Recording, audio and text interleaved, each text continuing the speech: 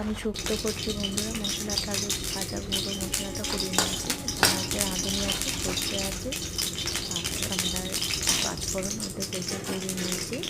আর এখানে আমি কড়াতে তেল গরম হয়ে গেছে, বড়ি দিয়ে দেবো একটা, বড়ি দিয়ে ভেজে এবার বড়িগুলো ভাজা ভাজা হয়ে গেছে। এবার বড়িগুলো তুলে নেব। বড়ি ভাজা হয়ে গেছে, তুলে নেবো। আমি করলা দিয়ে দিয়েছি, করলা ভাজা হয়ে গেছে। এরপর আমি দিয়ে দেবো কাঁচকলা। করলাগুলো তুলে নিয়ে আমি কাঁচকলাটা দিয়ে দিলাম। তো বন্ধুরা, আমার রান্না যদি আমাদের পছন্দ হয়ে থাকে অবশ্যই কমেন্ট করে জানান, লাইক সাবস্ক্রাইব করতে ভুলবেন না। একটু ড্রাই মিক্স দিয়ে দিবি। তারপরে কাঁচকলাগুলো ভাজা হয়ে গেছে, আমি কাঁচকলাগুলো তুলে নিচ্ছি।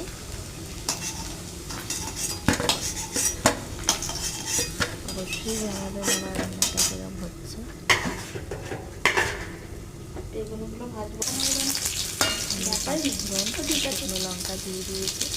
এবার আমি দিয়ে দিলাম। চিকেনের মধ্যে রান্না করছি, অল্প রান্না করেছি, বেশি না। আমি দেখানোর জন্য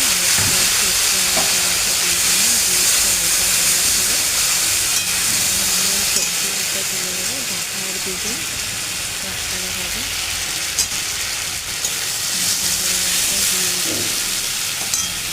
দিয়ে একটু হালকা নাড়াচাড়া করে এই মিক্সি দেওয়া জলটা আবার জল একটু দিয়ে ফুলে রাখলে চোখের সামনে দেখতে পাওয়া যেত। দেখানো হয়নি, আমি এর মধ্যে নুনও অ্যাড করেছি সাথে, আপনাদের দেখানো হয়নি। এবার উচ্ছে ভাজা আর বড়ি ভাজা দিয়ে দিই। এবার চাপা দিয়ে দেবো। সিদ্ধ হয়ে গেছে। ছিলে না এখানে? ছিলাম। এবার আমি দিয়ে দেবো। আচ্ছা, বলে রাখি দুধের মধ্যে আমি চিনি দিয়ে রেখেছি আর ঘি দিয়ে রেখেছি। এইটা আমি মিশ্রণটা করে রেখেছি। ভাজা মশলাটা দেবো, একটু জল দিয়ে দিলাম।